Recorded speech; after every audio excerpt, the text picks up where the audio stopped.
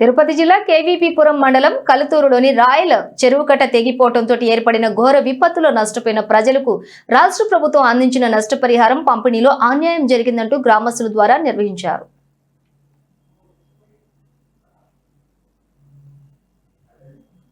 ఇక గత నెల నవంబర్ 6వ తేదీన కలతూరులోని రాయల్ చెరువు కట్ట తెగి కలతూరు హర్జనవాడ పాతపాలెం గ్రామాలు పూర్తిగా ముంపుకు గురయ్యాయి. అయితే అప్రమత్తమైన రాష్ట్ర ప్రభుత్వం జిల్లా అధికార యంత్రాంగాన్ని అప్రమత్తం చేసి సహాయక చర్యలను చేపట్టింది.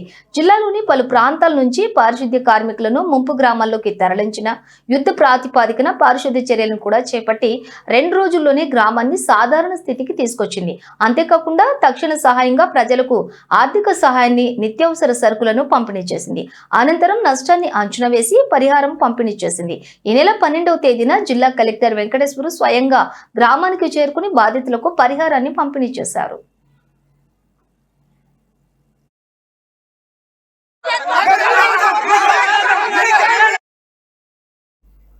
అయితే 420 కుటుంబాలకు 10,000 రూపాయల చొప్పున మొత్తంగా 42 లక్షలు నేరుగా వారి బ్యాంకు ఖాతాల్లో జమ చేయడం కూడా జరిగిందన్నారు. అయితే ఈ నష్టపరిహారం పంపిణీలో కొందరికి అన్యాయం జరిగిందని, మరికొందరికి అసలు పరిహారమే అందలేదని ఆవేదన వ్యక్తం చేస్తూ గ్రామస్తులు తహసీల్దార్ కార్యాలయం వద్ద నిరసన తెలిపారు. అనంతరం కేవీపీపురం శ్రీకాళహస్తి రోడ్డుపై బైఠాయించి రాస్తారోకో నిర్వహించారు.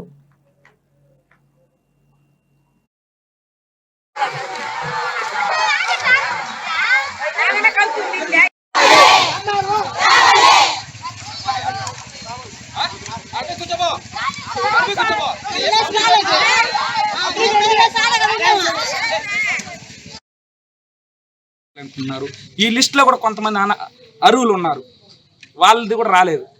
వాళ్ళని రెక్టిఫై చేసి ఏమన్నా చేస్తారా? మిగతా వాళ్ళకి ఇప్పుడు ప్రతి ఇంటికి ఎలక్ట్రికల్ గూడ్స్ కానీ అన్ని పోయింది. బట్టల దగ్గర నుంచి మొత్తం ప్లేట్స్ వరకు వచ్చింది. ఎంతోమంది దాతలు వచ్చారు, సహాయం చేశారు.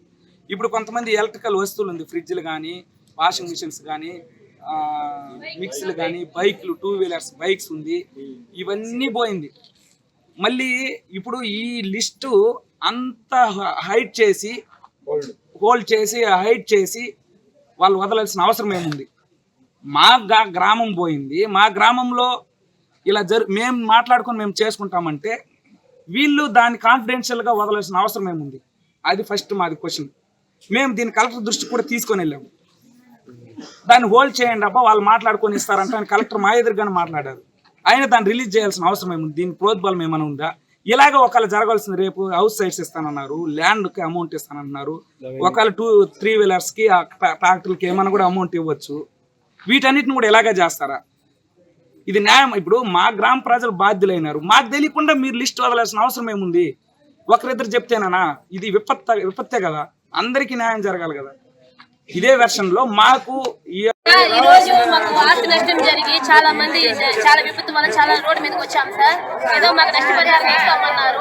ఏ అధికార బలతం కానీ వేరే పెద్ద మనుషులు గ్రామస్తులు ఎవరైతే మాకు తెలియదు, ఏ రకంగా అయితే లబ్ధి పొందలేని వాళ్ళు కానీ లబ్ధి పొందారు కానీ ఏ రకంగా మాకు అయితే మార్గంలో వచ్చింది. మాకు ఆస్తి నష్టం చాలా మంది రోడ్డు మీదకి వచ్చాం సార్. ఇక్కడ ఎంఆర్ఓ ఆఫీస్కి వచ్చాము, ఎవరు లేదు, సార్ వాళ్ళు ఎవరు లేదు. వాళ్ళు తక్షణంగా ఇక్కడ రావాలి సార్, మాకు వచ్చి మాకు న్యాయం అయితే చేయాలి. ఎంఆర్ఓ ఆర్టీఓ ఇద్దరు రావాలి.